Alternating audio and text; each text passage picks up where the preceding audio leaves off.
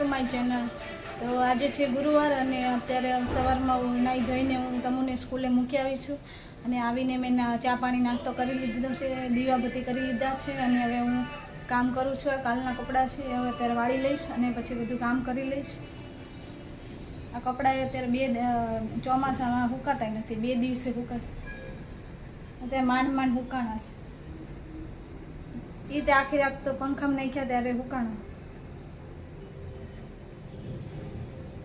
બધું આ કામ કરી લઉં ને પછી આપણે મળીએ।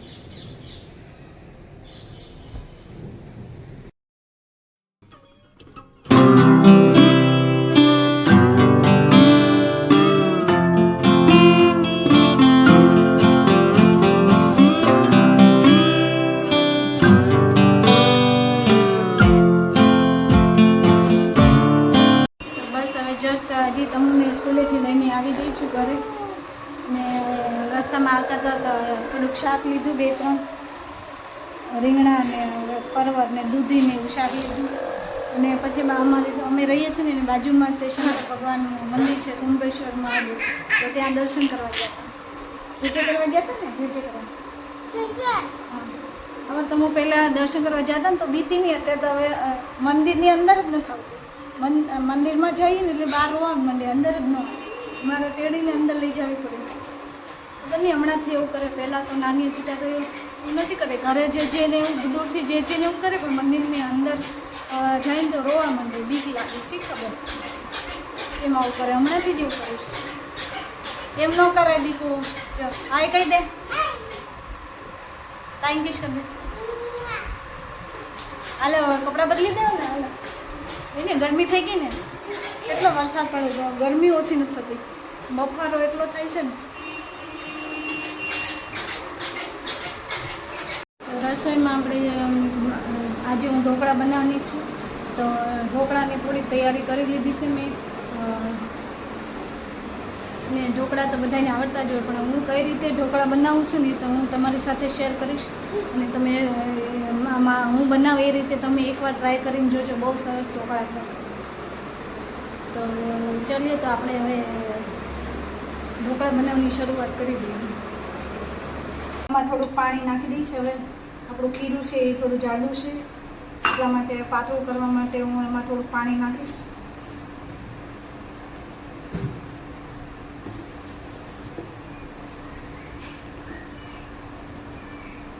હજી જાડું લાગે છે તો હજી આમાં થોડું પાણી નાખીશ ને પછી હલાવી દઈશ। એટલું પાતળું ખીરું હશે ને એટલા તમારા ઢોકળા પોચા થશે।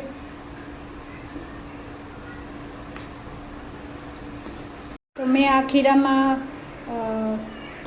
મીઠું નાખી દીધું છે અને કોથમરી, લસણ, મરચાં અને આદુની પેસ્ટ મિક્સરમાં ક્રશ કરી નાખ્યું હતું અને આમાં મેં નાખી દીધું છે અને હવે આપણે આમાં આનો વઘાર કરીશું। હવે હું વઘાર છે આમાં જ નાખી દઈશ, આપણે ખીરું છે ઢોકળાનું ખીરું, અને તો હવે હું આમાં વઘાર કરી લઉં। તો મેં અહીંયા તેલ લઈ લીધું છે, આમાં તેલ ગરમ થાય પછી હું એમાં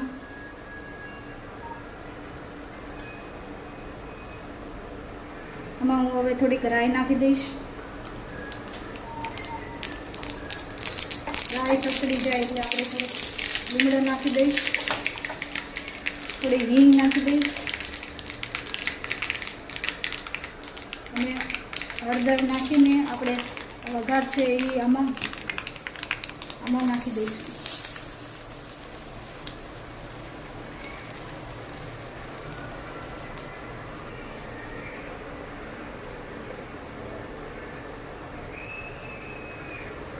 આવી રીતે વઘારમાં હળદર નાખવાથી જે આપણે જે ઢોકળા છે એનો કલર ખૂબ જ સરસ આવશે। તો તમે જોઈ શકો છો। હવે હું એને સારી રીતે એને હલાવી દઈશ। મેં તમારે આમાં પાછા બીજા કોઈ વધારે લાલ મરચું કે એવું નાખવું હોય તો તમે નાખી શકો છો। હું અહીંયા લાલ મરચું નથી નાખતી કેમ કે મેં લીલા મરચાં નાખેલા છે, એટલા માટે હું લાલ મરચું નહીં નાખું। હવે આપણે જે ઢોકળાની ડીશ છે એમાં આપણે અહીંયા તેલ લગાવી દઈશું। તેલ લગાવીને આપણે ડીશ છે ને તૈયાર કરી દઈશું।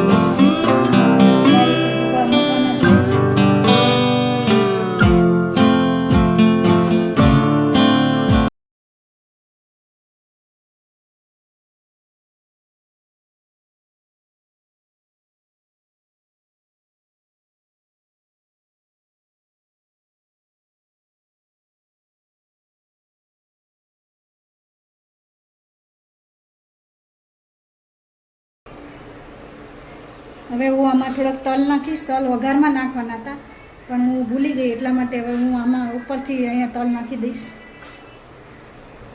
અને પછી હલાવી દઈશ.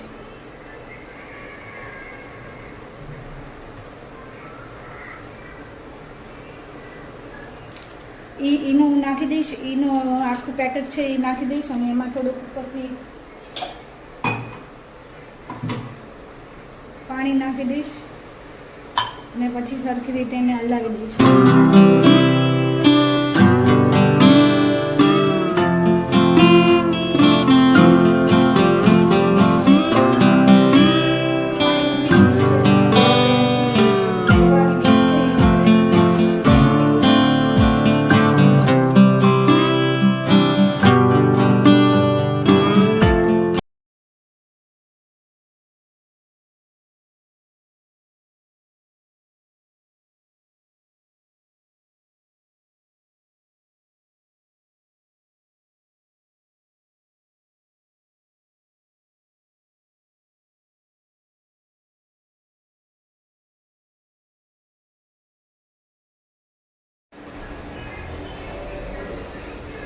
તો હવે તમે જોઈ શકો છો કે આપણા ઢોકળા છે એ થઈ ગયા છે.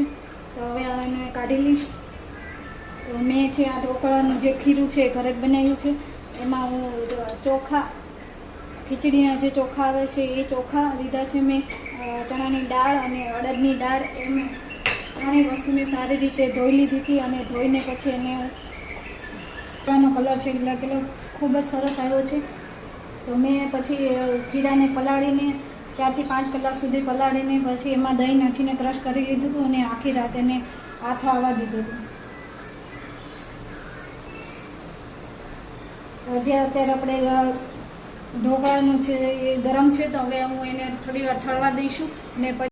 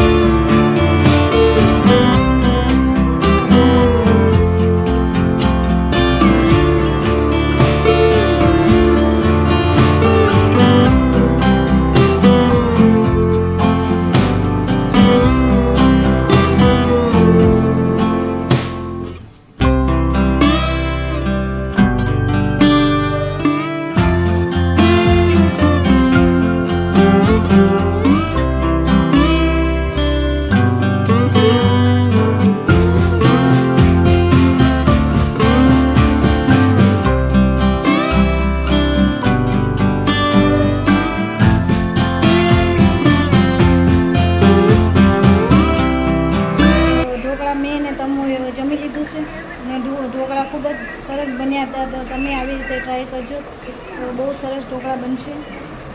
તમુને તો બહુ જ ભાવ્યા નહીં? તમો મમ ખાધું? ઢોકળા ખાધા? કેવા હતા? યમી હતા? હા, યમી હતા.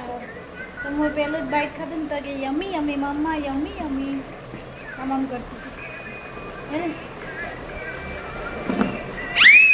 તમને ભાવે એને પાસ ટેસ્ટી વસ્તુ જ ભાવે, પછી જેવી તે વસ્તુ કંઈક આપણે બનાવવામાં કંઈક ભૂલ થઈ હોય, મીઠું ઓછું હોય, ગમે એ હોય ને તો એને તરત ખબર પડી જાય, તો એ ખાય જ નહીં.